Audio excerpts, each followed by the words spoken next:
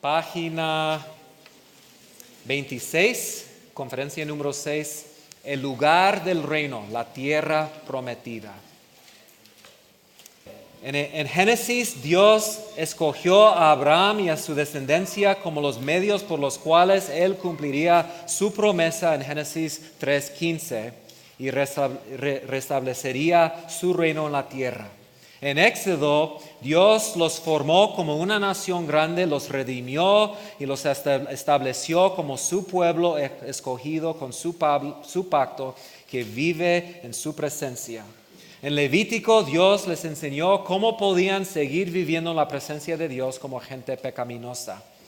En Números, Dios los está preparando para vivir en su lugar, la tierra prometida donde Él moriría entre ellos para siempre como su Dios. Entonces, podemos entenderlo así.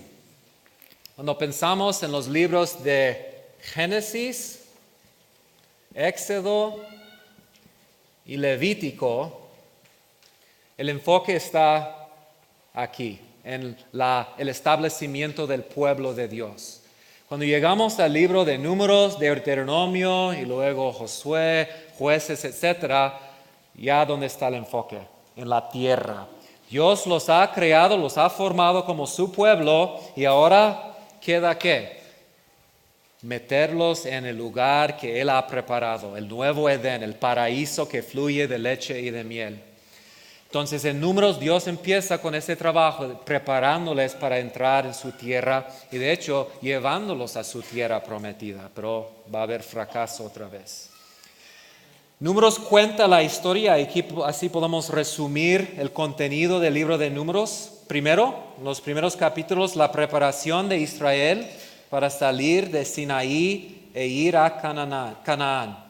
Entonces dije que ellos desde Éxodo 19 hasta Números 10 más o menos, ellos están por un año en el monte Sinaí. Entonces los primeros 10 capítulos de Números los está preparando para su salida y su viaje a la tierra prometida.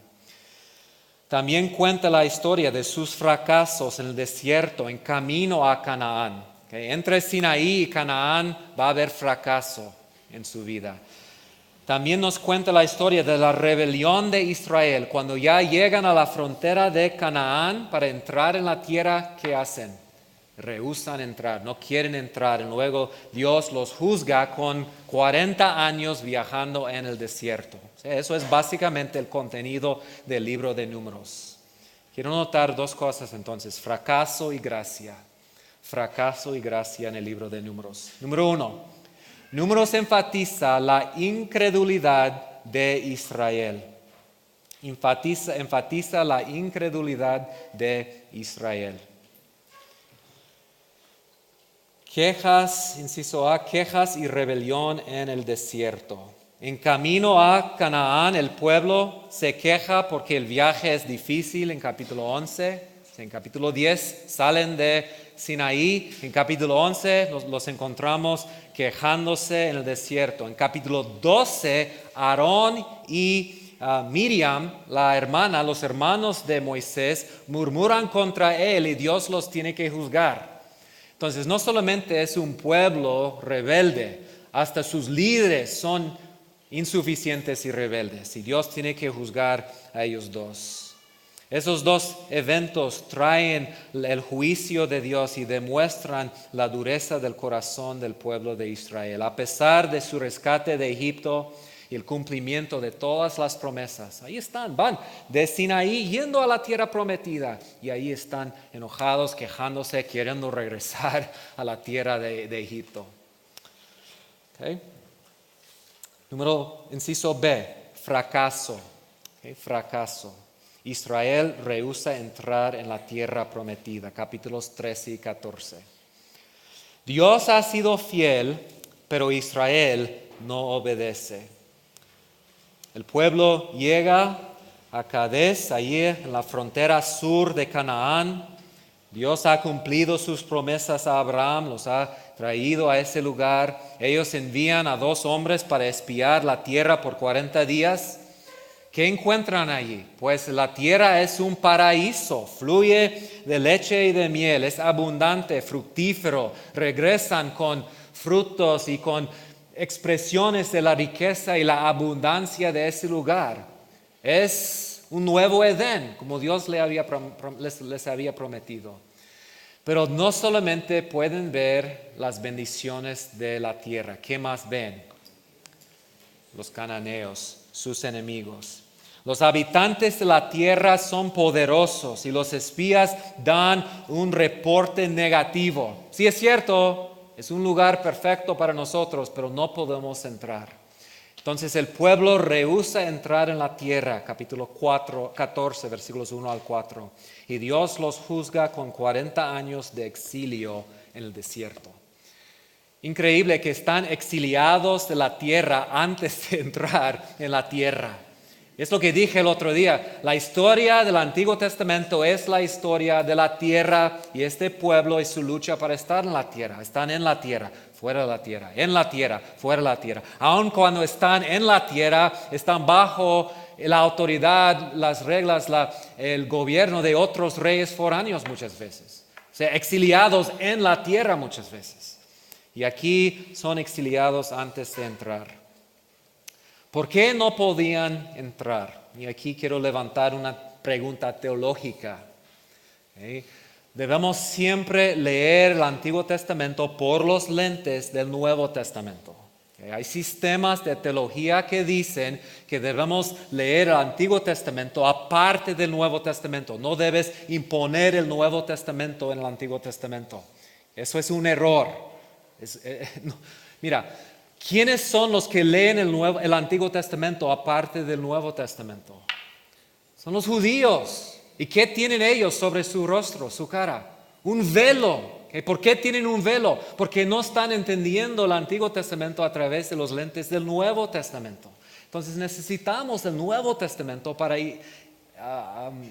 interpretar el Antiguo Testamento. Y aquí el libro de Hebreos otra vez nos da una interpretación, una explicación de lo que está pasando en Israel.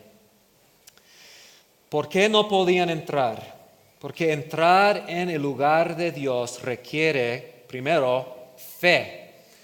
Pero una fe verdadera. Y ya hemos visto que la fe verdadera es fe ¿qué? Fe obediente. Israel es rebelde y desobediente porque no cree. Su falta de fe es la razón por la cual no obedecen. Mira por favor Hebreos 3, 17 al 19. ¿Con quiénes estuvo él disgustado 40 años? ¿No fue con los que pecaron, cuyos cuerpos cayeron en el desierto? Y a quienes juró que no entrarían en su reposo, sino a aquellos que desobedecieron. ¿Por qué no entraron? Porque no obedecieron. Porque desobedecieron. Y vemos que no pudieron entrar a causa de su incredulidad. Hemos visto con Noé, con Abraham, ¿por qué obedecieron a Dios? Porque recibieron de Dios su palabra, su promesa, y creyeron, y esa fe en la palabra, la promesa de Dios los hizo capaces de actuar. Por la fe, por las palabras que Noé recibió, él edificó su arca. ¿Okay? Por la fe, Abraham salió de su tierra, creyendo en las promesas de Dios. Por la fe, sacrificó su hijo.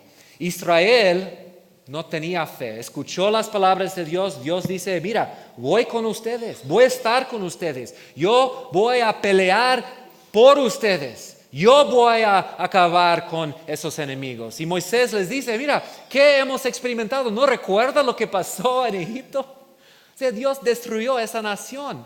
Pero ellos no tienen la fe y su desobediencia lo refleja.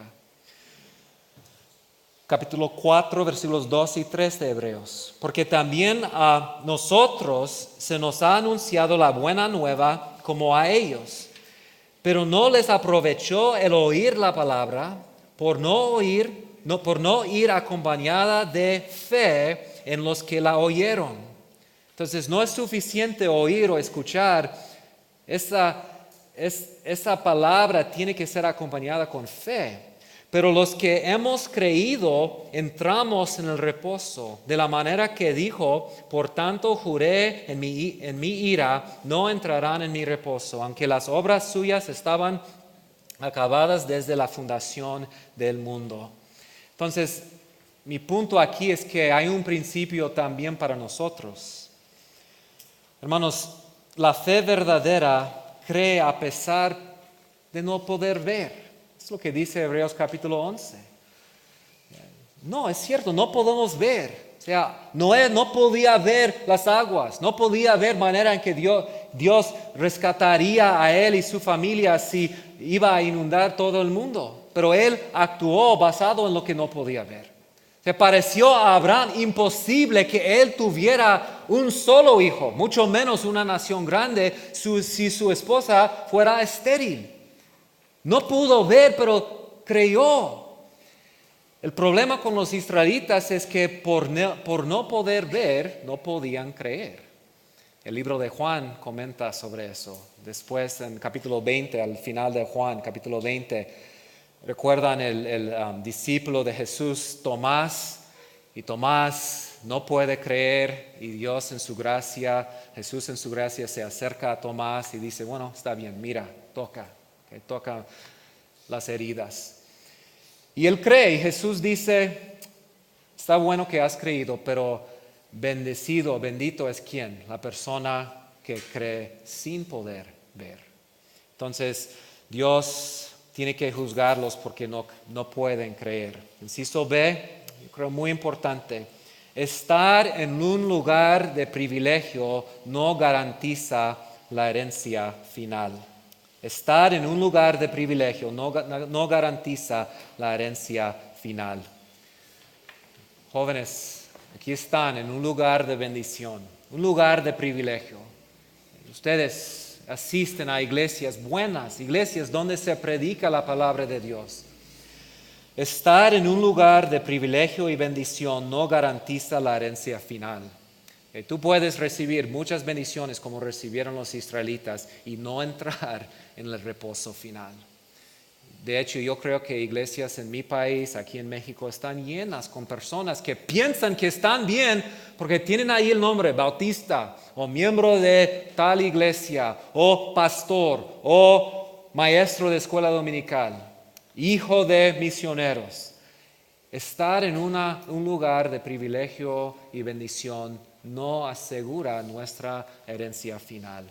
¿Qué se requiere? Se requiere una fe que transforma nuestra vida, una gracia de Dios que nos puede hacer capaz de hacer lo que solos no podemos hacer. Si eso sé, Dios tendrá que hacer algo sobrenatural para hacer que sus promesas se cumplan. Y en el próximo libro de Deuteronomio vamos a ver que Dios promete darles un nuevo pacto. Un pacto diferente al pacto que los acaba de ver aquí en Éxodo. Un pacto que trataría con el problema del corazón que ellos tienen. Es la obra milagrosa. Entonces, Levítico, Números nos están preparando para una revelación sobre un pacto mayor, mejor. Número 2, Números enfatiza la necesidad de la gracia de Dios. La historia de la gracia es la historia de Dios trabajando en medio de fracaso y debilidad humana. Si se cumplirán los propósitos de Dios en la creación, en la redención y en Israel, solo será por la gracia de Dios. Aún los mejores personajes de la historia fracasan. Noé, Abraham, aquí en Números, aún Moisés falla. ¿Y qué dice Dios a Moisés? No te voy a dejar entrar. Mediador, libertador para el pueblo de Dios, pero un hombre que falló. Entonces necesitamos la gracia de Dios. Y de una manera muy hermosa, Números, como un libro, nos prepara para la revelación futura de la gracia de Dios en Jesucristo. Quiero destacar dos historias. Primero, la historia de la serpiente de bronce. Y luego la historia de Balaán, el profeta Algo está pasando. Dije que por 40 años ellos caminaron en el desierto y hice la pregunta, ¿por qué 40 años? ¿Por qué no salieron de Sinaí y por qué no fueron directamente y entraron a la tierra prometida? ¿Por qué necesitaban ellos los 40 años?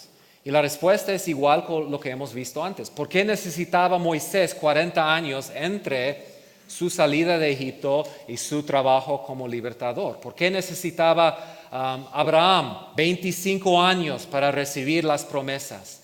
Bueno, porque durante ese tiempo Dios está trabajando en esas personas. Y ahí en el desierto Dios está trabajando en la nación de Israel. Nos está enseñando cosas. Vamos al libro de Deuteronomio. Deuteronomio capítulo 8 habla o explica lo que Dios está haciendo en los israelitas en el desierto. Deuteronomio capítulo 8, versículos 2 al 9. 8, 2 al 9. Por favor. Y te acordarás de todo el camino por donde te ha traído Jehová tu Dios estos 40 años en el desierto, para afligirte, para probarte, para saber lo que había en tu corazón, si habías de guardar o no sus mandamientos. Y te afligió y te hizo tener hambre, y te sustentó con maná, comida que no conocías tú ni tus padres la habían conocido, para hacerte saber que no solo de pan vivirá el hombre, mas de todo lo que sale de la boca de Jehová vivirá el hombre. Tu vestido nunca se envejeció sobre ti, ni el pie se te ha hinchado en estos 40 años. Reconoce asimismo en tu corazón que como castiga el hombre a su hijo, así Jehová tu Dios te castiga. Guardarás, pues, los mandamientos de Jehová tu Dios, andando en sus caminos y temiéndole, porque Jehová tu Dios te introduce en la buena tierra, tierra de arroyos, de aguas, de fuentes y de manantiales que brotan en vegas y montes, tierra de trigo y cebada, de vides, higueras y granados, tierra de olivos, de aceite y de miel, tierra en la cual no comerás el pan con escasez, ni te faltará nada en ella, tierra cuyas piedras son hierro y de cuyos montes sacarás cobre. Okay. ¿Qué es lo que Dios está haciendo con ellos en el desierto? Bueno, a pesar de su incredulidad, Dios sigue discipulando y ¿qué? ¿Qué está haciendo en su vida? Okay. Disciplinando.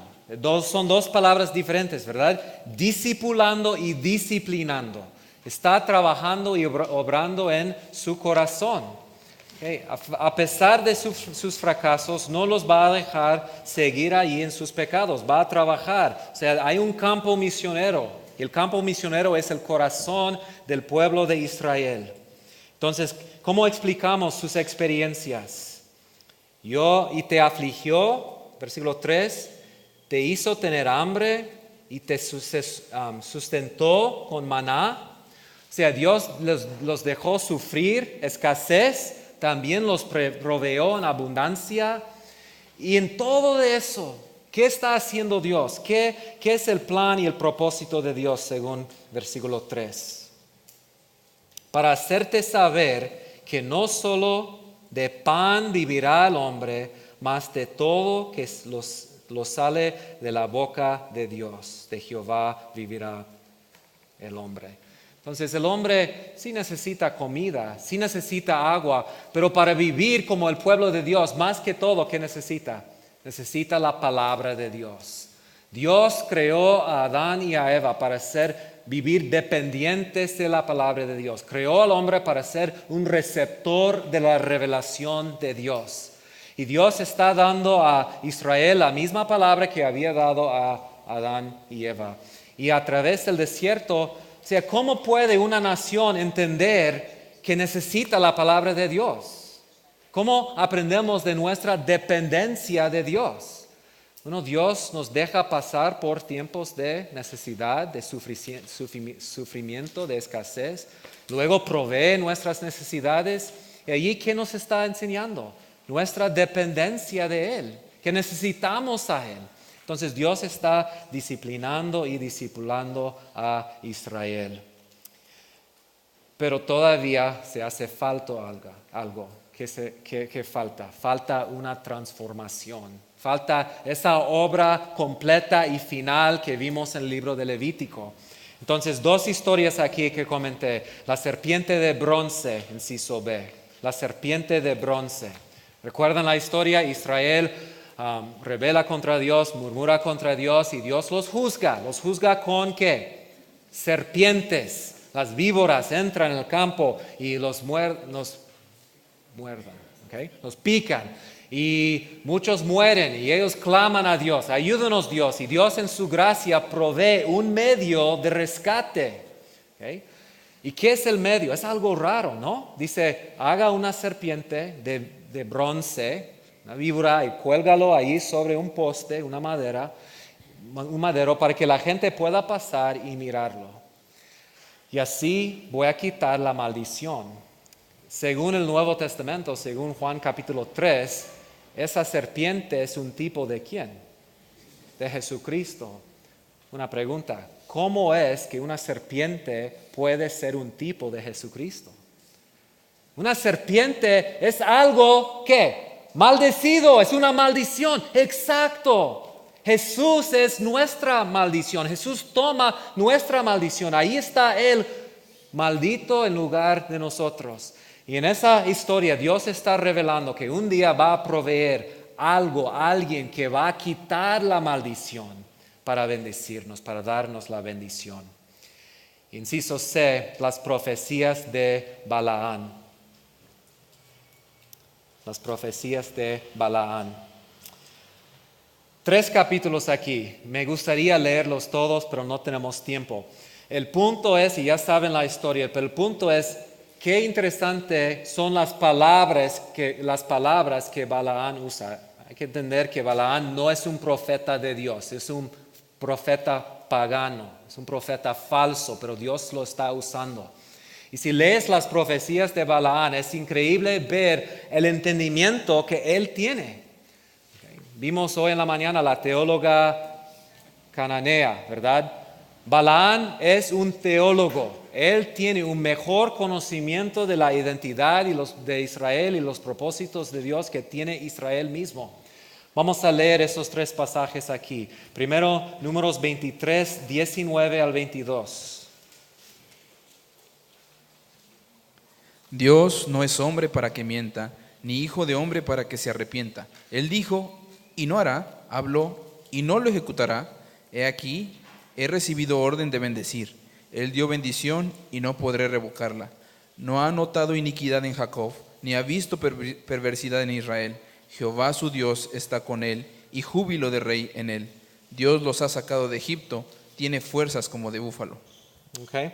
¿Qué es el plan de Dios? El plan de Dios es bendecirlos. ¿Cómo puedo yo maldecirlos? O sea, el rey quiere que yo los maldiga. Yo no puedo maldecirlos. El Señor dice, versículo 21 en la nueva versión, el Señor su Dios está con ellos. Entre ellos se le aclama como rey. Dios los sacó de Egipto. Es otra persona que ha escuchado noticias de lo que pasó en Egipto. Capítulo 24, versículos 5 al 9. Cuán hermosas son tus tiendas, oh Jacob, tus habitaciones, oh Israel, como arroyos están extendidas, como huertos junto al río, como aloes plantados por Jehová, como cedros junto a las aguas. De sus manos destilarán aguas, y su descendencia será en muchas aguas. Enaltecerá su rey más que Agag, y su reino será engrandecido. Dios lo sacó de Egipto, tiene fuerzas como de búfalo. Devorará a las naciones enemigas, desmenuzará sus huesos y las traspasará con sus saetas. Se encorvará para echarse como león y como leona. ¿Quién lo despertará? Benditos los que te bendijeren y malditos los que te maldijeren. Okay, una cita directa de Génesis capítulo 12. Y compara a Israel como un ¿qué? Un león. Okay, un rey entre los animales. Y dice que el rey de Israel está engrandecido sobre los reyes de las otras naciones. Dios, el rey de Israel, los sacó de Egipto y los está bendiciendo. Luego versículos 17 al 19 de capítulo 24. Lo veré, mas no ahora. Lo miraré, mas no de cerca. Saldrá estrella de Jacob y se levantará cetro de Israel. Y herirá las sienes de Moab y destruirá a todos los hijos de Set. Será tomada Edom, será también tomada Seir por sus enemigos, e Israel se portará varonilmente. De Jacob saldrá el dominador y destruirá lo que quedare de la ciudad. ¿Okay? ¿Qué se va a levantar de Jacob? Una estrella. ¿Cómo se describe esa estrella? Es un rey. ¿Y qué va a hacer ese rey esa estrella que es un rey que sale de Jacob? ¿Qué va a hacer? Va a aplastar la cabeza de sus enemigos. Es increíble, está tomando palabras que vienen de Génesis capítulo 3, versículo 15. A través del rey, la simiente de la serpiente y la serpiente mismo tendrá su cabeza aplastada. Edom será conquistado. Seir, su enemigo, será dominado. ¿Okay? Dios dio a Adán y Eva dominio. Ellos lo perdieron. Ahora Dios dice, Israel tiene dominio, pero ellos también lo van a perder. Pero un día va a surgir un rey, una estrella que va a aplastar la cabeza de los enemigos y va a tener dominio. De Jacob saldrá un soberano y destruirá los sobrevivientes de Ar. En medio de Números es un libro de mucho fracaso, pero en medio del fracaso, entonces tenemos dos historias, dos tiempos, dos momentos en los cuales Dios da promesa. La promesa tiene que ver con un redentor futuro que va a quitar su maldición, un redentor futuro que va a levantar como un soberano sobre las naciones, va a tener dominio internacional y va a aplastar la cabeza de sus enemigos. Juicio, pero salvación en medio de juicio. Eso nos prepara para el libro de Deuteronomio, porque en Deuteronomio va a seguir dándoles revelación acerca de su estancia en la tierra prometida. Aquí en Números regresan otra vez al final, llega a la frontera de nuevo. Deuteronomio están ahí en la frontera de Canaán, la tierra prometida, y Dios sigue preparándolos para su entrada. Entonces nos vemos en la tarde, en la noche vamos a seguir con Deuteronomio. Gracias. Pues como pueden ver ya vamos más y más rápido. En la primera conferencia vimos 2 capítulos, segunda conferencia 9 capítulos más, tercera conferencia 39 capítulos más. La mañana 3 capítulos cubrimos, no, en las 2 conferencias de la mañana de Éxodo a Números, 3 capítulos, o 3 libros, perdón. Hoy vamos a intentar seguir con 4 libros más, ¿okay? De Deuteronomio a Ruth. Entonces abren sus Biblias por favor al libro de Deuteronomio.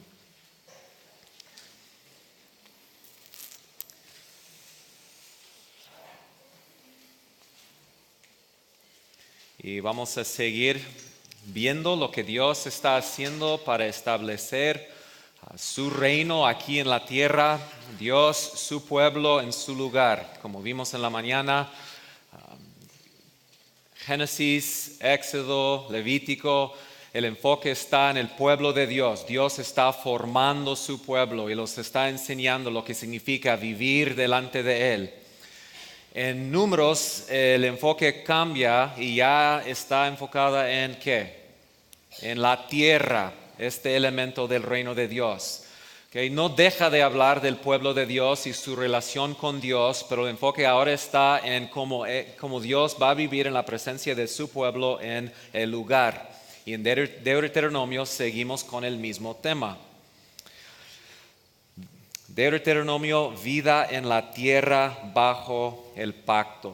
Israel llega a la frontera de la tierra prometida y allí Dios renueva su pacto con ellos. De hecho, la palabra Deuteronomio significa segunda ley, aunque no es una segunda ley. Dios está repitiendo los términos del pacto y específicamente aplicándolos a la vida de Israel en la tierra que van a entrar. ¿Qué es la tierra prometida? ¿Qué es la tierra prometida? Si lees el libro de Deuteronomio, puedes notar que hay unas palabras claves, unas palabras que se repiten muchas veces. 3 de esas palabras son las palabras tierra, descanso y lugar. Cuando lees el libro de Deuteronomio puedes ver que Dios los está preparando para vivir en esta tierra, este lugar de descanso. vamos a notar algunas cosas que el libro nos enseña acerca de la tierra. Inciso A, la tierra es una herencia. La tierra es una herencia. 69 veces dice que Israel poseerá o heredará la tierra. Entonces es una herencia, los recuerda que ellos son hijos. Dios los ha llamado para ser sus hijos y para ser como hijos ellos van a recibir una herencia. Y es específicamente la herencia de la tierra que Dios le había prometido ¿a quién? A Abraham. Entonces ellos van a recibir esta tierra como herencia que Dios había prometido a Abraham.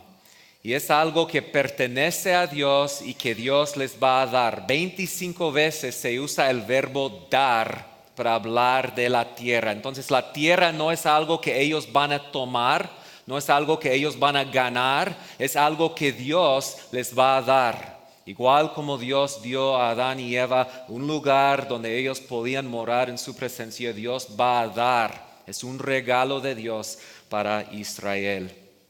Y es realmente un paraíso. Es un lugar donde ellos van a tener todo lo que necesitan.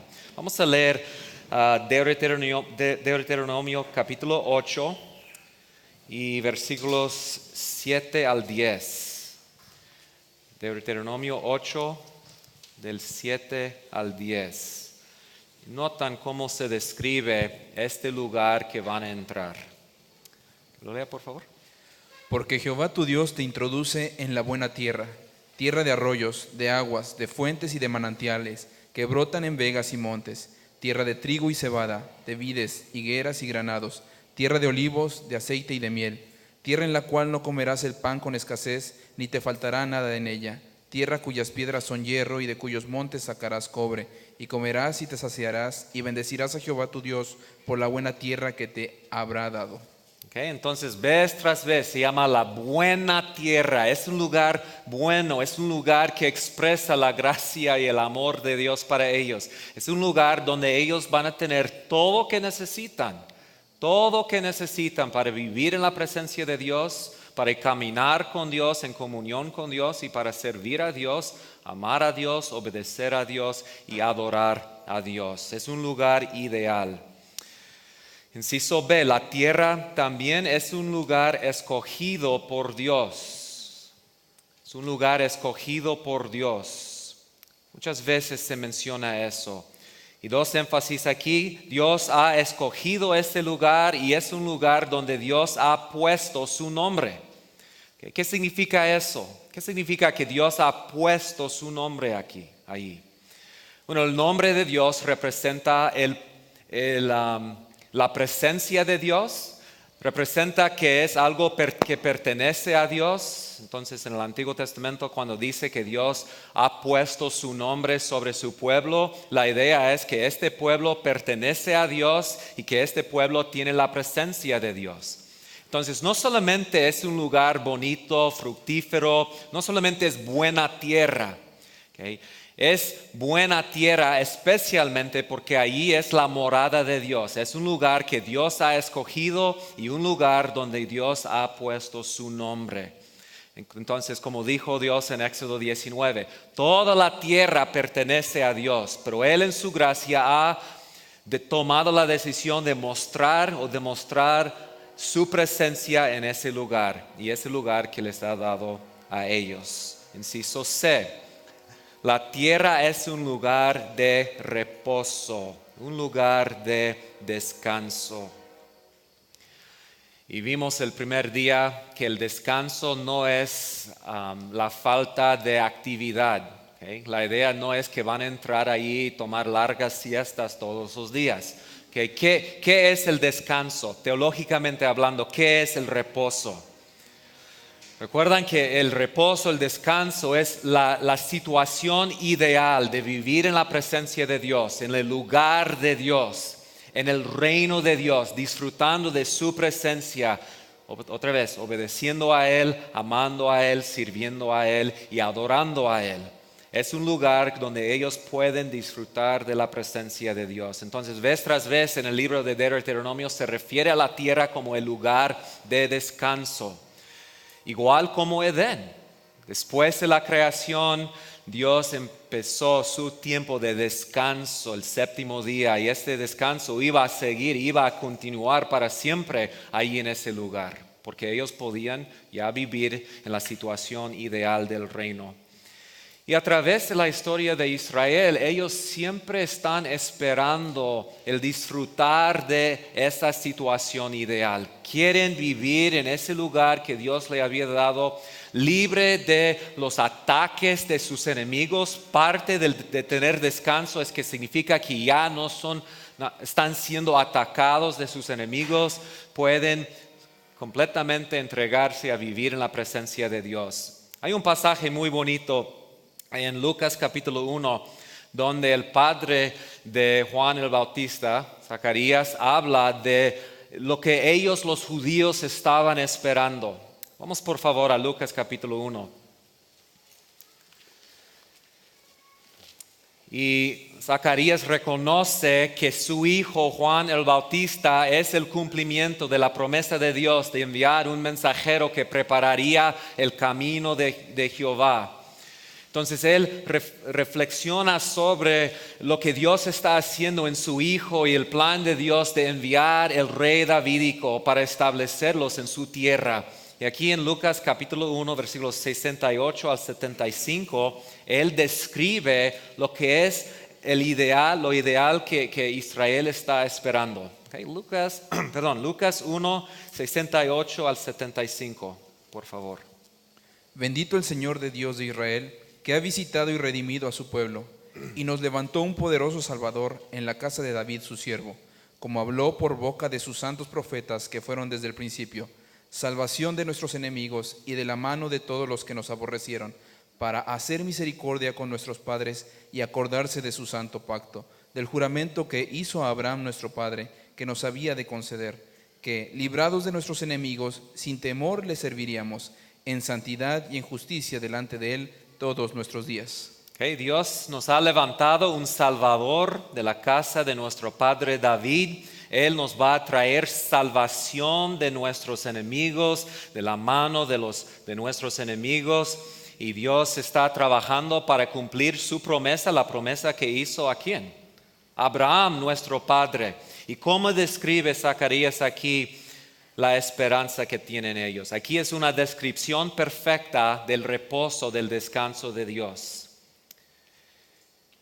Que, versículo 74, librados de nuestros enemigos sin temor, les serviremos en santidad y en justicia delante de Él todos nuestros días. Eso es lo que ellos estaban esperando. Entonces, cuando Deuteronomio habla del reposo, del descanso, es eso: entrar en un lugar donde ellos pueden con toda libertad servir a Dios y vivir en su presencia.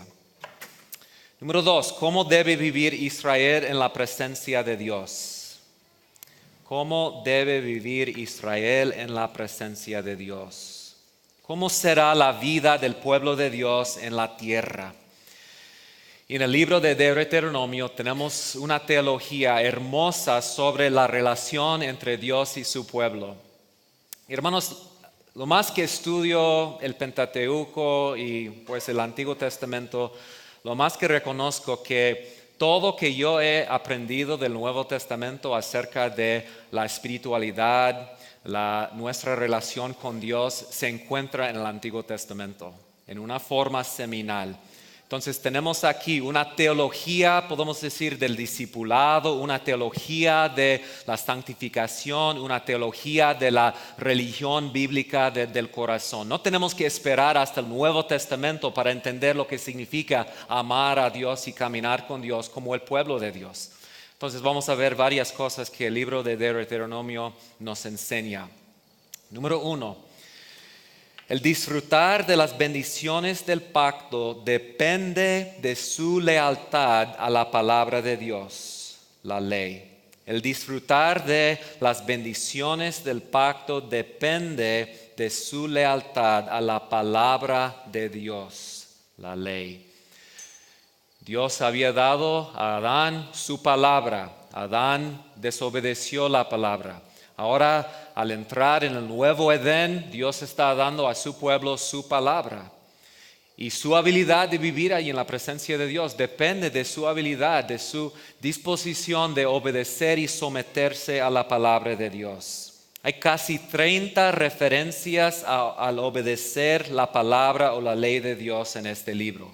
Casi 30 veces donde menciona la importancia de obedecer la palabra de Dios. Yo creo que la proposición básica del libro de Deuteronomio es: Israel, obedece a Yahvé para que te vaya bien. Vez tras vez tras vez, para que te vaya bien, para que te vaya bien, para que te vaya bien. Hay que obedecer para que les vaya bien. Entonces, Dios les está dando su palabra no para hacerles miserables, no para quitar de ellos gozo. Les está dando su palabra porque Él sabe que para disfrutar a Él y vivir en su presencia tienen que someterse a la palabra de Dios. Yo entiendo eso como un padre. Yo tengo 5 hijos y mis 5 hijos pues a veces no quieren obedecerme y me encuentro especialmente con mis 2 hijos mayores que tienen 13 y 15 años, me encuentro hablando con ellos así: hijo mío, como el autor de Proverbios, escúchame, lo que te estoy diciendo es para tu bien. Yo sé mejor, yo te conozco, yo tengo más experiencia, más sabiduría. Lo que te estoy diciendo no es para quitarte el gozo, para hacerte miserable. No estoy tratando de hacerte una persona que no disfrute la vida. No, mi hijo, te amo, escúchame. Así hablo a mis hijos a veces. Y es lo que Dios está haciendo en este libro. Una nación que muchas veces no quiere escuchar a Dios y no confía en Dios, no confía en el corazón bueno de Dios, la bondad de Dios para darles todo lo que necesitan para vivir y abundar y sobrevivir en la tierra. Y Dios dice: yo les estoy dando esta palabra para hacerles bien, para que les vaya bien. 50 veces Deuteronomio usa la palabra bendecir. Es la intención de Dios. La palabra de Dios tiene un propósito. El propósito es traer bendición. Número 2. La motivación principal a fidelidad al pacto es devoción interna a Yahvé. La motivación principal a la obediencia es devoción interna a Yahvé. En Deuteronomio tenemos la teología del corazón. Quizá más que cualquier otro libro, quizá menos los Salmos. El libro de Deuteronomio nos da una teología del corazón. Por ejemplo, el amor. Vez tras vez tras vez, el amor se presenta como el mandamiento más importante en el libro. Por lo menos 12 veces Dios dice: yo quiero que ustedes me obedezcan porque me aman. ¿Qué es el deseo de Dios? El deseo de Dios no es solamente que ellos se someten a su palabra porque lo temen y porque son esclavos. No, Él quiere que ellos se someten porque son hijos adoptados que han recibido la gracia de Dios y en amor por Dios están obedeciendo a Dios. También se usa la palabra temer, que habla de reverencia. Entonces es el amor que un hijo tiene para su padre. Hay reverencia y hay un poco de temor, pero es temor mezclado con amor. 14 veces se usa esa expresión. También entusiasmo. Tenemos la frase 9 veces en Deuteronomio: de todo tu corazón y de toda tu alma. Entonces Deuteronomio usa verbos como amar, buscar, servir y obedecer a Yahvé. Y dice que deben amar a Yahvé de todo corazón y de toda tu alma. Deben buscar a Yahvé de todo tu corazón, con toda su alma. Deben servir a Yahvé con todo su corazón, con toda su alma. Deben obedecer a Dios con todo su corazón, toda su alma. ¿Qué es? Es entusiasmo, no solamente está bien, yo lo voy a obedecer porque sé que me va a castigar si no lo hago. No, es obediencia que fluye de un amor, un corazón lleno de amor por Dios. Entonces, la devoción interna es lo que debe motivar su obediencia a Dios en la tierra prometida. Número 3, la devoción interna se expresa por la devoción externa. Entonces, no es suficiente decir, sí, yo amo a Dios en mi corazón.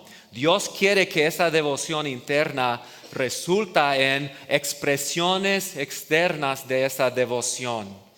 En Deuteronomio, la devoción verdadera se expresa en acción, en toda la Biblia, en toda la vida. Entonces, sumisión a Dios se expresa en varios verbos: andar en sus caminos. Yo quiero que ustedes anden en mis caminos. Yo quiero que ustedes servir a Dios.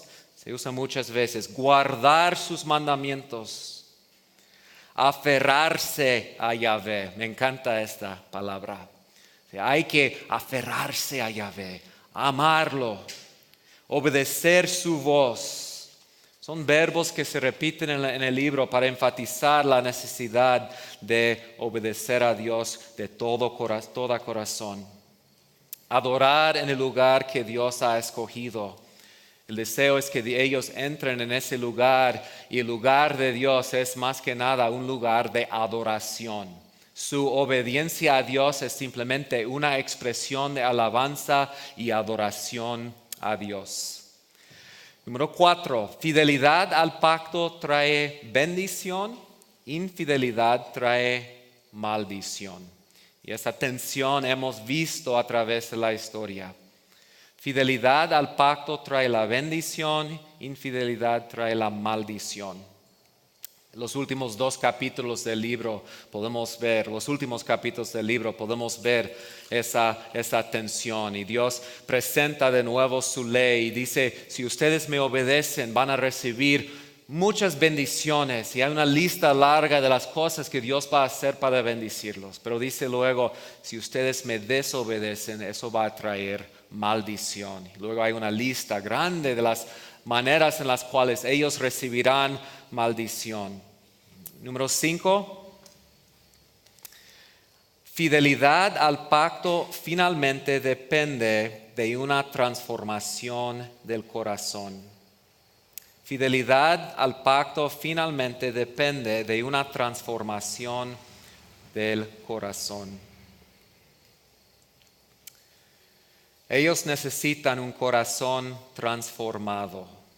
Necesitan un corazón transformado. Mira por favor capítulo 5, versículos 28 y 29.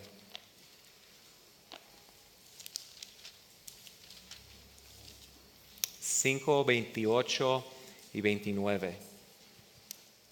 Lea por favor. Y oyó Jehová la voz de vuestras palabras cuando me hablabais, y me dijo Jehová, he oído la voz de las palabras de este pueblo que ellos te han hablado. Bien está todo lo que han dicho.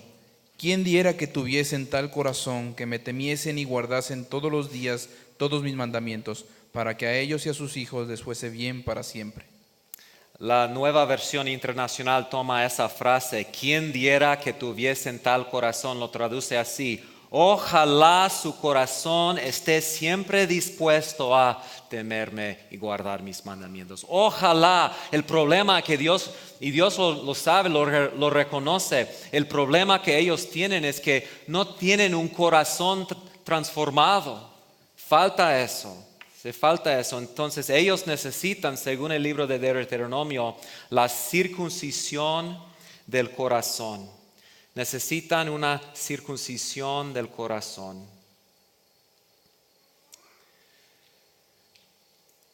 Deuteronomio nos prepara para una obra futura, una obra milagrosa que Dios va a realizar para transformar a esta gente y hacerla capaz de obedecer la palabra de Dios. Vamos a notar 3 pasajes aquí. Capítulo 10, versículo 16 primero, 10:16, por favor.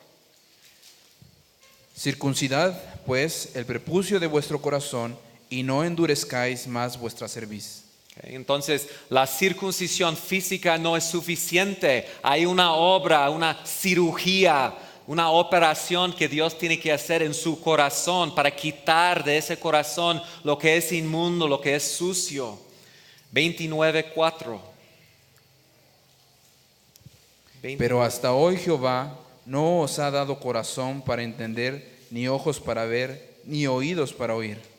Okay, ¿por qué no pueden obedecer? Porque hasta este momento todavía Dios no ha hecho ese trabajo, esa obra en su corazón. 30, versículo 6, capítulo 30, versículo 6. Y circuncidará Jehová tu Dios tu corazón y el corazón de tu descendencia, para que ames a Jehová tu Dios con todo tu corazón y con toda tu alma, a fin de que vivas. Entonces es una prevista, hermanos, del nuevo pacto. Una prevista de una obra milagrosa futura que Dios va a hacer adentro de ellos para transformar su corazón. Entonces, si ellos necesitan esa obra en su corazón y si la desobediencia resulta en maldición, ¿qué tienen para su futuro? ¿Qué saben ya que va a pasar en el futuro? Van a desobedecer y van a caer de nuevo bajo la maldición. Y el libro de Deuteronomio termina diciendo eso. La verdad de Dios dice, la verdad es que no me van a desobedecer, no me van a obedecer, me van a desobedecer y yo voy a tener que expulsarlos de la tierra que les estoy dando. O sea, van a entrar en la tierra, pero luego van a desobedecerme y yo tendré que expulsarlos de esa tierra. Pero luego, okay, después lo que voy a hacer es transformar sus corazones. Voy a darles un nuevo pacto, transformar sus corazones para que puedan caminar en mis caminos. Muy bien. Allí terminamos Deuteronomio, una teología del libro de Deuteronomio. Teología del corazón. ¿Qué es lo que Dios quiere de nosotros? Obediencia de todo corazón. Josué, okay, el libro de Josué, la posesión de la tierra prometida. En Josué Dios cumple sus promesas. El bosquejo de Josué nos ayuda a entender el enfoque. Capítulos 1 al 12, la conquista de la tierra prometida. Entran en la tierra y conquistan la tierra. Luego capítulos 13 al 21 es la distribución de la tierra prometida. Cada tribu recibe su herencia de Dios. Eso es el libro, conquista y distribución de la tierra. Y el tema, yo creo, es el poder y la fidelidad de Dios en medio de la debilidad humana. El enfoque en el libro de Josué es lo que Dios está haciendo para cumplir sus promesas y darles lo que les ha prometido, lo que había prometido a sus padres. Dios es fiel, número 1, Dios es fiel. Jueces destaca la fidelidad de Dios desde el principio hasta el fin. Vamos a leer Josué 1 al 4.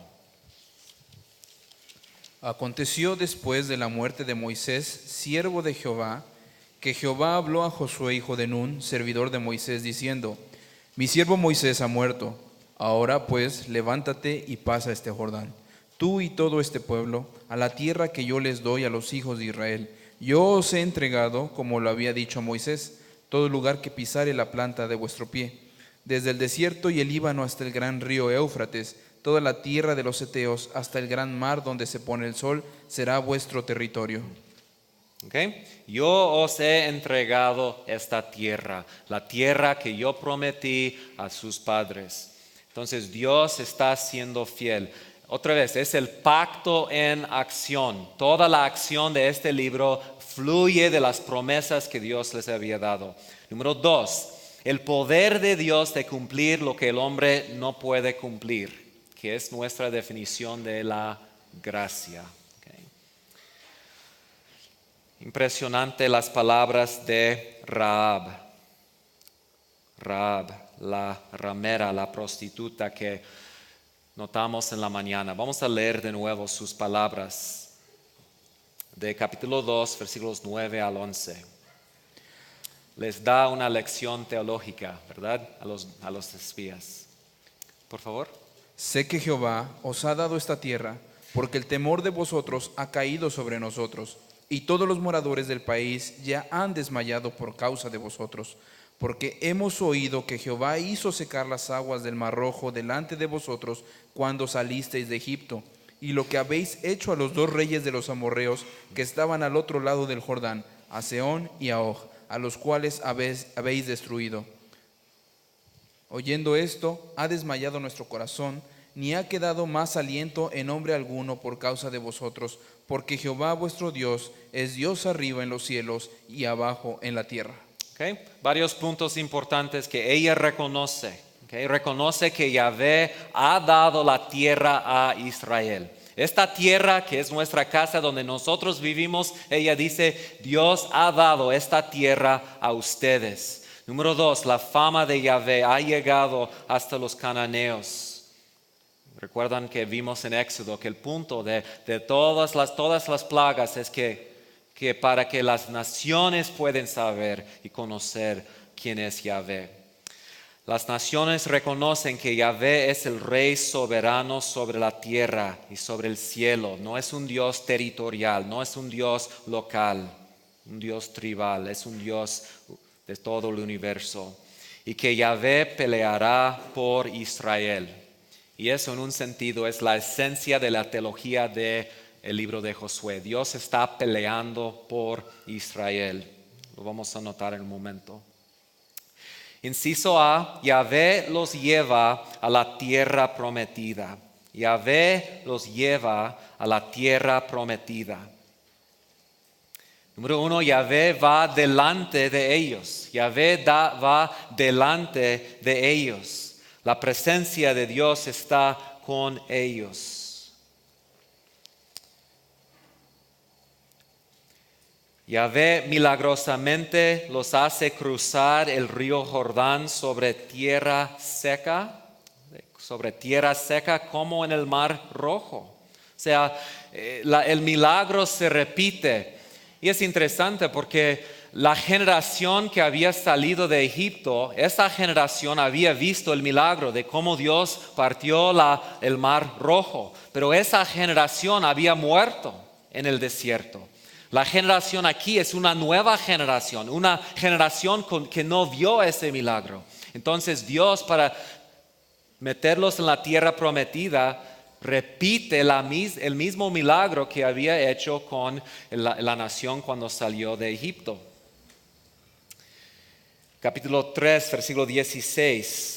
Las aguas que venían de arriba se detuvieron como en un montón. Las mismas palabras que usaron en Éxodo 15. 4:23. Porque Jehová vuestro Dios secó las aguas del Jordán delante de vosotros hasta que habíais pasado a la manera que Jehová vuestro Dios lo había hecho en el Mar Rojo, el cual secó delante de nosotros hasta que pasamos. Entonces Dios va con ellos, va quitando las barreras, los impedimentos para dejarlos entrar. Inciso B, Yahvé es un rey guerrero, es un rey guerrero que lucha por su pueblo. 12 veces dice, número 1, que Yahvé pelea por Israel. La presentación de Dios es como un soldado, un guerrero que entra a la tierra con su brazo fuerte extendida y él va peleando por su gente. Entonces ellos no entran por su propia fuerza, por su propia habilidad militar. Ellos pueden entrar porque va delante de ellos un hombre, un Dios, un rey que es un guerrero. Capítulo 10, versículo 14. Y no hubo día como aquel, ni antes ni después de él, habiendo atendido Jehová a la voz de un hombre, porque Jehová peleaba por Israel. 12 veces se usa esta expresión. Igual como Dios sin ayuda humana peleaba por Israel en Egipto para sacarlos, sin la ayuda humana Dios pelea por su pueblo para meterlos en la tierra prometida. Número 2, Yahvé ha entregado a los enemigos de Israel en su mano. 13 veces se usa esa expresión. Dios ha entregado.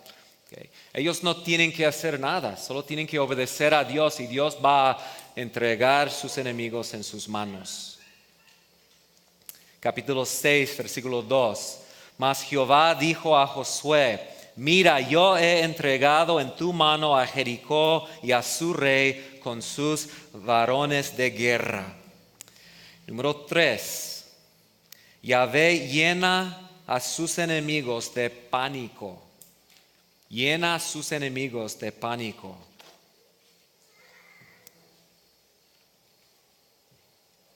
Llena sus corazones de temor. O sea, los enemigos de Israel sienten el temor, el pánico. ¿De dónde viene eso? No solamente por lo que ellos están viendo, sino Dios está haciendo algo en su corazón, está tocando su corazón para darles temor de ese pueblo. Es parte del plan de Dios de pelear por su pueblo. Número 4, Dios les da instrucciones específicas para la victoria. Les da instrucciones específicas para la victoria. ¿Pueden pensar en un ejemplo de eso? El ejemplo más famoso es que Jericó, ¿verdad? Tienen que marchar alrededor de la ciudad 7 días, último día 7 veces. Qué tonto es eso, ¿verdad? No, mira, Dios está peleando. Dios les da instrucciones muy específicas, lo que tienen que hacer para recibir la victoria de Dios. Número 5, Yahvé hace milagros para Israel. Hace milagros, partiendo el río de Jordán, derrumbando el muro de Jericó, causando que el sol y la luna se detuvieran. O sea, milagros increíbles para darles entrada en la tierra.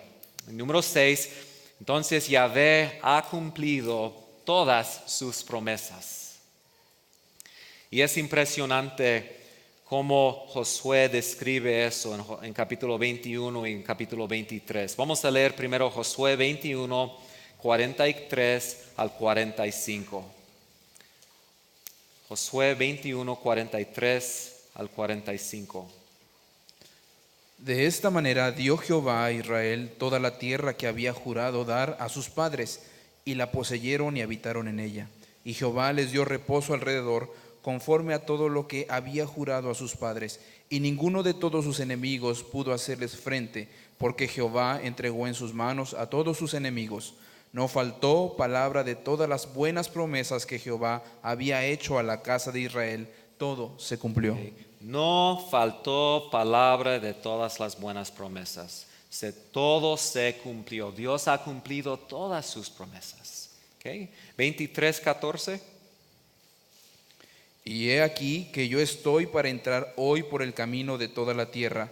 Reconoced, pues, con todo vuestro corazón y con toda vuestra alma, que no ha faltado una palabra de todas las buenas palabras que Jehová vuestro Dios había dicho de vosotros. Todas os han acontecido, no ha faltado ninguna de ellas.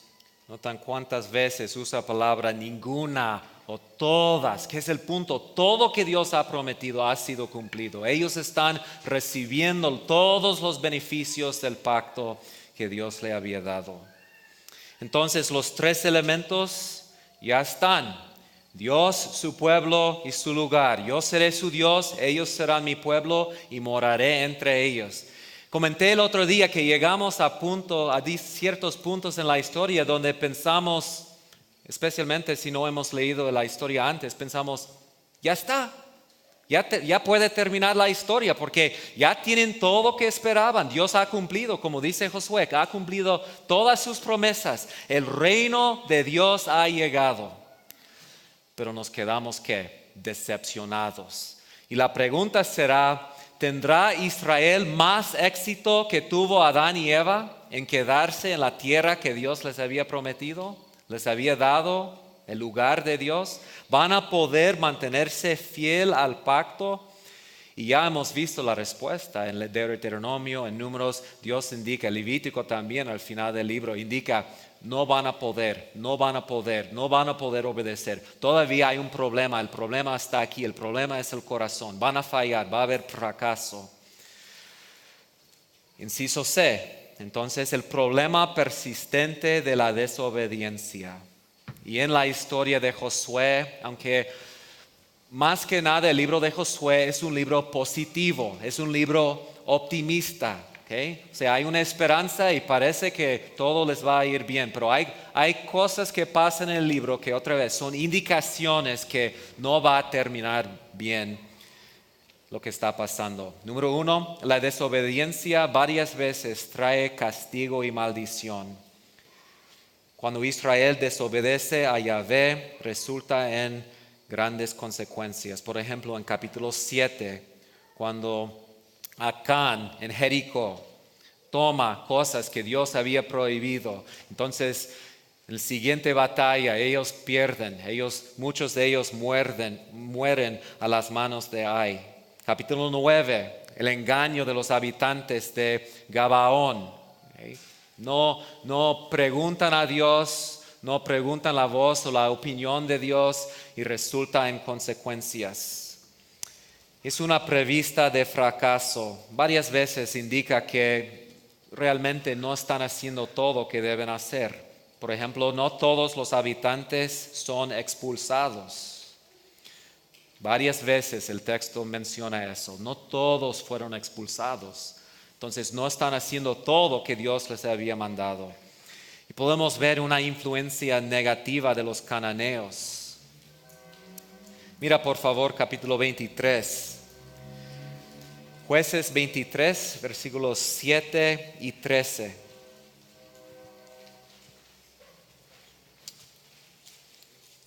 Perdón, no Jueces, Josué, perdón. Okay. Josué. Para que no os mezcléis con estas naciones que han quedado con vosotros, ni hagáis mención, ni juréis por el nombre de sus dioses, ni los sirváis, ni os inclinéis a ellos. Y versículo 13 también. Sabed que Jehová vuestro Dios no arrojará más a estas naciones delante de vosotros, sino que os serán por lazo, por tropiezo, por azote para vuestros costados y por espina para vuestros ojos, hasta que perezcáis de esta buena tierra que Jehová vuestro Dios os ha dado. Okay. No han expulsado a todos los cananeos, entonces Él va a hacer ¿qué? Ellos van a hacer ¿qué? Una tropieza para ustedes. Y es exactamente lo que va a pasar. Estaba pensando yo en Jueces porque quería decir que es una prevista de lo que va a pasar en el libro de los Jueces. Es exactamente lo que vamos a ver en el siguiente libro. Tienen el problema de la idolatría. Y Josué los advierte de ese problema. Vamos a capítulo 24, versículos 19 al 24. 24, 19 al 24.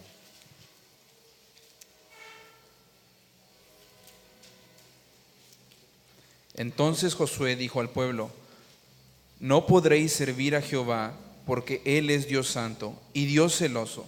No sufrirá vuestras rebeliones y vuestros pecados. Si dejareis a Jehová y sirviereis a dioses ajenos, Él se volverá y os hará mal, y os consumirá después que os ha hecho bien. El pueblo entonces dijo a Josué: no, sino que a Jehová serviremos. Y Josué respondió al pueblo: vosotros sois testigos contra vosotros mismos de que habéis elegido a Jehová para servirle. Y ellos respondieron: testigos somos. Quitad, pues, ahora los dioses ajenos que están entre vosotros, e inclinad vuestro corazón a Jehová, Dios de Israel. Y el pueblo respondió a Josué: a Jehová nuestro Dios serviremos, y a su voz obedeceremos. Y notan dos cosas. Primero, ¿qué les dice Josué? No pueden. Dicen ellos, sí podemos. Pero luego, ¿qué les dice Josué? Pues quitan de ustedes los ídolos que tienen. ¿Qué? O sea, ellos están ahí entrando en la tierra prometida, recibiendo su herencia y todavía, ¿qué tienen? Tienen ídolos. Entonces, es un problema persistente el problema de adorar a otros dioses. Y eso otra vez nos prepara para el libro de los jueces. Y vamos a ver el fracaso. Ruptura del pacto en la tierra. Entonces no estamos profundizándonos en estos libros. Solo estoy escogiendo algunas cosas que les quiero enseñar y mostrar. Pero quiero hacer este punto. Las cosas que les estoy enseñando no son detalles menores en estos libros. O sea, no estoy solamente escogiendo las cosas que me convienen porque caben bien con lo que hemos visto. Les estoy explicando lo que es el mensaje de cada uno de esos libros, el mensaje principal, la teología de Números, de Deuteronomio, de Josué, de Jueces. O sea, yo no soy el autor y yo no tengo el derecho de escoger los puntos que yo quiero destacar. Y es impresionante cómo cada libro tiene el mismo enfoque, es parte de la misma historia. Diferentes autores a través de siglos. Pero cada libro es parte de la metanarrativa que nos ayuda a recordar que sí, la Biblia fue escrita por muchos autores, pero hay una autoría doble en la Biblia. No solamente fue escrito por hombres, también fue escrito por Dios, inspirado por el Espíritu Santo. Y por eso tenemos unidad en la Biblia. ¿Qué es el mensaje del libro de los jueces? ¿Qué es lo que Dios nos quiere comunicar? Si el libro de Josué es un libro positivo, optimista, el libro de jueces es negativo, pesimista. Tres cosas aquí. Jueces es el enlace entre la conquista y la monarquía. En 1 Samuel empieza la historia de cómo Dios levanta la monarquía, los reyes de Israel. La conexión entre la entrada en la tierra prometida por un lado y la monarquía, el enlace es el libro de Jueces. El libro de Jueces nos va a explicar por qué necesitamos un rey. ¿Por qué es que Dios da a Israel la monarquía, un rey? Número 2, cubre los primeros 300 años en la tierra. Muchos años. El libro de Jueces cubre 300 años. Número 3, la pregunta es, ¿podrá la simiente de la mujer sojuzgar la simiente de la serpiente en el lugar que Dios les ha dado? ¿Lo puede hacer o no? Y ya sabemos la respuesta de Deuteronomio y de Josué. Josué les dijo, no podrán. Entonces es una historia de fracaso. Primero, como hemos visto en Josué, no expulsaron los habitantes de la tierra. Básicamente ese es el problema. No expulsaron los habitantes de la tierra. Y no vamos a leer los pasajes ahí. También hicieron pactos ellos con los moradores de la tierra. Entraron en pacto con ellos. Leamos por favor capítulo 2, versículos 1 al 3.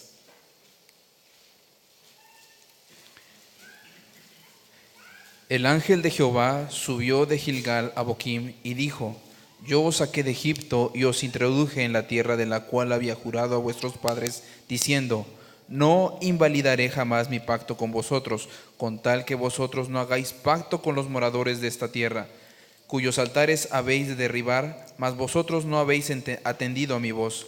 ¿Por qué habéis hecho esto? Por tanto, yo también digo: no los echaré de delante de vosotros, sino que serán azotes para vuestros costados, y sus dioses os serán tropezadero. Dios no los va a proteger de las consecuencias de sus propios pecados. La nueva generación no conoce a Yahvé, y eso es realmente triste. La generación que había entrado en la tierra prometida, que había recibido su herencia, había visto cosas grandes. Pero ya hay una nueva generación y la otra generación no enseñó a la nueva generación acerca de Dios.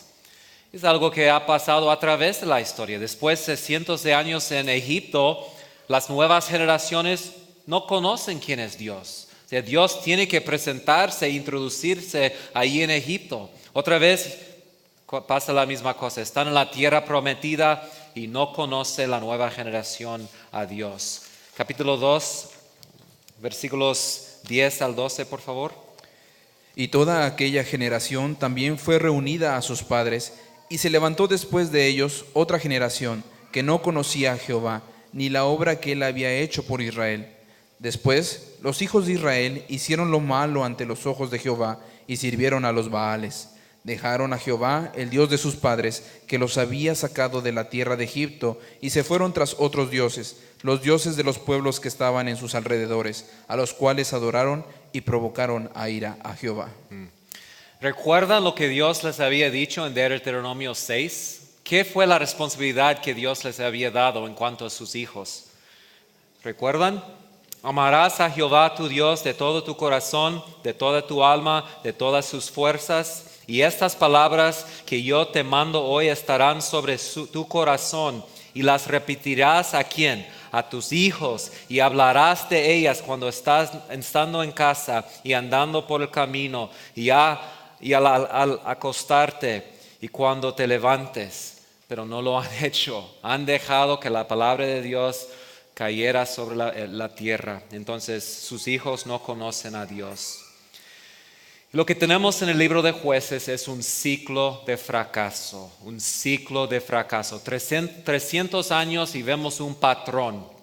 Quiero que leamos capítulo 2, versículos 10 al 19, porque allí describe en términos muy gráficos ese ciclo. Y lo que se describe aquí es lo que pasa con cada juez, cada parte de la historia. Entonces fíjense bien y vamos a tratar de entender lo que es el ciclo aquí.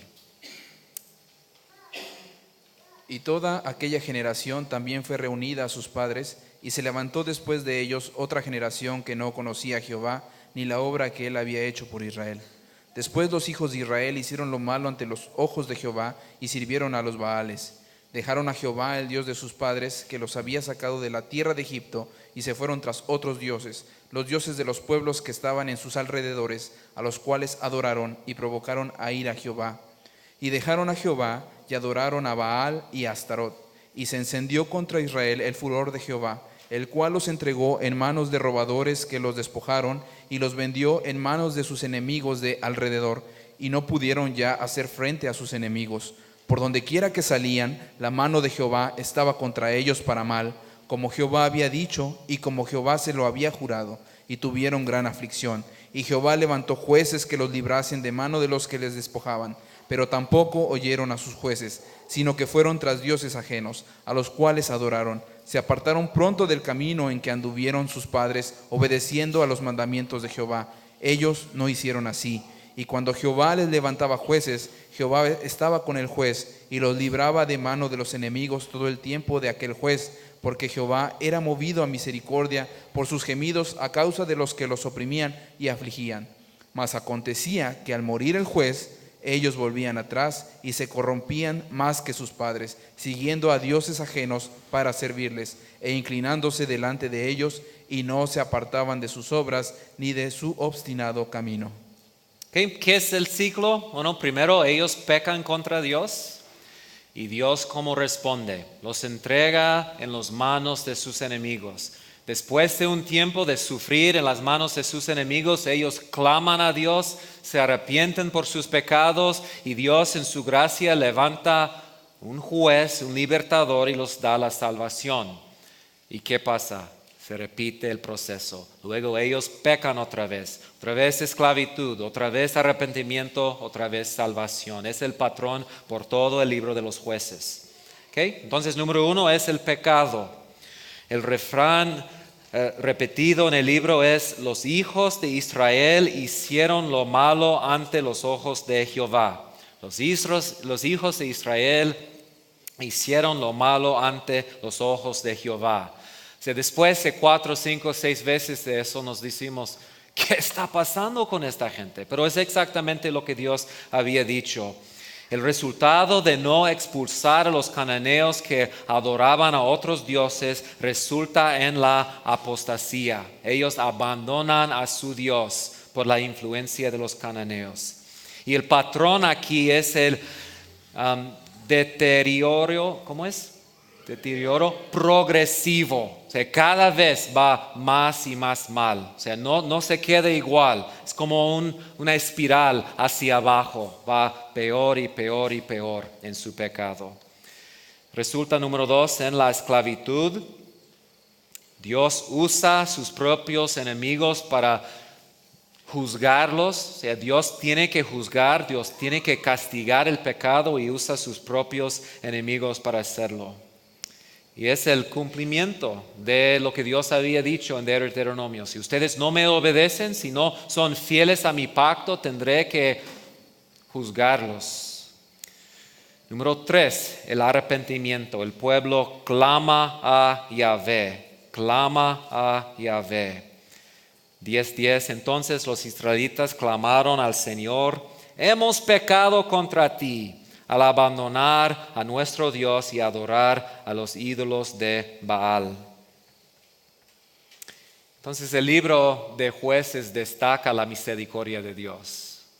Dios no dice, ya es la quinta vez. No, Dios les da muchas oportunidades. Dios tiene mucha misericordia para con ellos. Entonces les trae la salvación. Los jueces son más que jueces civiles, son salvadores o libertadores. Son hombres y mujeres que Dios levanta para sacarlos de las manos de sus enemigos. Dios pelea por Israel a través de ellos, como en Josué, pelea por ellos a través de los jueces. Y lo hemos visto varias veces. Parte del cumplimiento del plan de Dios es que Dios en su gracia y soberanía levanta a hombres como Moisés, como Josué, ahora como los jueces para cumplir su salvación. Y esos personajes reflejan o señalan al libertador, el Salvador futuro que Dios enviará para rescatarnos de nuestros pecados. Dios les da reposo, pero siempre es temporal. Dice varias veces, y reposó la tierra X años, 40 años tenían reposo, 80 años tenían reposo, pero es reposo, es descanso temporal, porque luego se repite el ciclo.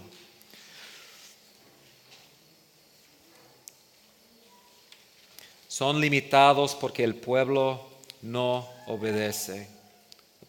Los jueces son limitados porque el pueblo no los obedece. Es lo que acabamos de leer. Es que no querían obedecer, no querían escuchar a los jueces. Y cuando el juez murió, regresaron otra vez a su pecado. También podemos ver la salvación y la gracia de Dios en el hecho de que esos jueces trabajan en el poder ¿de quién? Del Espíritu Santo de Dios. Son hombres y mujeres llenos del Espíritu Santo de Dios. Trabajan en el poder del Espíritu Santo. Entonces Dios da poder a ellos para cumplir sus actos, sus obras de salvación. Y los jueces ilustran el principio de que Dios elige usar a los débiles e inesperados para destacar su propia gloria. Es algo bonito. Los jueces no son personas que esperaríamos. Por ejemplo, uno de ellos, Samgar, es un gentil. Débora es una mujer no esperada. Barak es un hombre que tiene miedo y solo peleará si Débora le acompaña. Gedeón, un hombre lleno de miedo, con poca fe. Sansón es un hombre fuerte físicamente, pero moralmente es un hombre débil. Y solo es un hombre fuerte cuando el Espíritu Santo está con él. Entonces él no es un hombre con músculos así grandotes como los míos, ¿verdad? No, él es un hombre normal, como cualquier hombre. Es un hombre que tiene poder, tiene fuerza porque el Espíritu Santo baja sobre él. Cuando se quita el Espíritu Santo es como cualquier otro hombre. Me llama la atención de los dibujos, ¿verdad? En la escuela dominical, cuando vemos a Sansón, es como Arnold Schwarzenegger, ¿verdad? Y está, y me pregunté como niño, pero ¿por qué es débil cuando se va el Espíritu Santo? Porque mira los músculos. No, el punto es que es un hombre fuerte porque tiene a Dios, el Espíritu Santo, con él. El postludio del libro también nos llama la atención, capítulos 17 al 21. Y aquí en esta sección tenemos algunas de las historias más tristes que encontramos en la Biblia. Perversión increíble. Y parte del punto es la descripción de Israel en esta sección nos parece a la descripción de Sodoma en el libro de Génesis. Son gente igual como esa gente perversa. Entonces, esa historia destaca varias cosas. Dos historias especialmente en esta sección, dos historias ilustran la extensión del fracaso de Israel. Y hay un comentario divino aquí que es muy importante. 4 veces tenemos este comentario. En aquellos días no había rey en Israel, cada uno hacía lo que bien le parecía. En aquellos días no había rey en Israel. En aquellos días cuando no había rey en Israel. En estos días no había rey en Israel. Cada uno hacía lo que bien le parecía. ¿Qué es el problema? ¿Qué necesita Israel según Jueces? Necesita un rey. Israel necesita un rey, un líder. Por eso dije que el libro de los Jueces es el enlace entre la conquista, la entrada en la tierra prometida y los libros de Samuel y Reyes. Es la conexión entre la conquista y la monarquía. Nos explica por qué Israel necesita un rey cuando llegamos a primero de Samuel. Y ya llegamos a Ruth. Ruth, una historia muy, muy bonita, muy conocida, pero bien importante en la trama de la metanarrativa de la Biblia. ¿Qué es el contexto del libro de Ruth, según Ruth capítulo 1, versículo 1? En los días de los jueces. Entonces, el contexto histórico del libro de Ruth es ese tiempo que acabamos de ver. Ese tiempo de pecado, de destrucción de la nación. Entonces, parece que Dios, a pesar de todo que se ve, toda la inmoralidad, toda la rebelión de la nación, en ese tiempo Dios está ahí atrás, está trabajando. Y está trabajando a través de una mujer extranjera, ni es una israelita. Entonces, aún en los días de los jueces, Dios está obrando. El otro día comenté sobre el propósito de las genealogías. ¿Qué es el propósito de las genealogías? ¿Okay? Nos ayuda a seguir el linaje escogido desde Adán y Abraham hasta el libertador futuro. Hay una genealogía en el último parte del libro de Ruth que nos explica la teología y el propósito de la historia de Ruth. ¿Qué es lo que Dios está haciendo en esa mujer? Una mujer fiel, una mujer piadosa, una mujer que refleja el Dios que ella sirve. Ruth capítulo 4 versículos 17 al 22. Ruth se casa con Boaz y ellos tienen un hijo y las vecinas comentan, las vecinas decían, Noemí ha tenido un hijo y lo llamaron Obed. Este es el padre de Isaí, padre de David. Así que este es el linaje de Fares. ¿Quién es Fares? Vamos a pensar en lo que hemos visto. Fares es el hijo de Judá a través de Tamar. ¿Qué dijo Dios a Judá? ¿Qué fue la profecía de Jacob a Judá? Que el cetro, este símbolo de autoridad real, no se apartará de la tribu de Judá hasta que venga ¿quién? el verdadero rey. Y a él será la obediencia de las naciones. Un rey va a salir de Judá que va a gobernar sobre las naciones. Entonces aquí tenemos una genealogía que empieza con Fares, el hijo de Tamar y Judá. Fares fue el padre de Hezrón. Hezrón el padre de Ram. Ram el padre de Aminadab. Aminadab el padre de Nasaón. Nasaón el padre de Salmón. Salmón el padre de Boaz. Boaz el padre de Obed. Obed el padre de Isaí. Isaí el padre de David. El libro de Jueces dice que cada quien hacía lo que bien le parecía porque no había rey en Israel. Pero a través de la historia de Jueces, en ese contexto Dios está obrando para levantar el verdadero rey, el león de la tribu de Judá que va a venir. Entonces llegamos al Nuevo Testamento y empieza el Nuevo Testamento con la genealogía que incluye ¿a quién? Abraham, Judá, menciona Tamar, menciona Rahab, menciona David. O sea, él es el verdadero rey. Entonces el mensaje de Ruth es: durante el tiempo terrible de los jueces, Dios está obrando sobrenaturalmente en la vida de una mujer gentil para mostrar su fidelidad a su pacto y para levantar un rey que gobernará sobre su pueblo Israel y aplastará la cabeza de la serpiente. Bien, ya terminamos conferencia número 6. En la mañana vamos a seguir con la monarquía. Ruth nos ha preparado para eso. Ya sabemos que la historia que sigue va a ser la historia de este hombre David que nació del linaje de Judá, el linaje de Ruth y Boaz. Y en 1 de Samuel vamos a ver que Dios sigue obrando para levantar a su rey y establecer la monarquía. Vamos a terminar con oración. Te damos gracias, Dios, que aunque muchas veces no se ve, tú sigues siempre obrando, siempre trabajando según las promesas que nos has dado en tus pactos.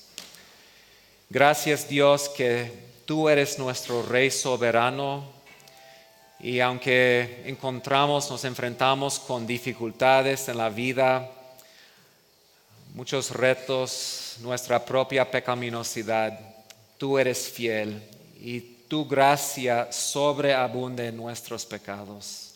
Entonces ayúdanos, Dios, a entender estas cosas para que podamos amarte más, amarte mejor, servirte mejor, obedecerte mejor, para vivir delante de ti como tu pueblo, un pueblo que te ama, te obedece, te sirve y te adora de todo su corazón. En el nombre de Cristo oramos.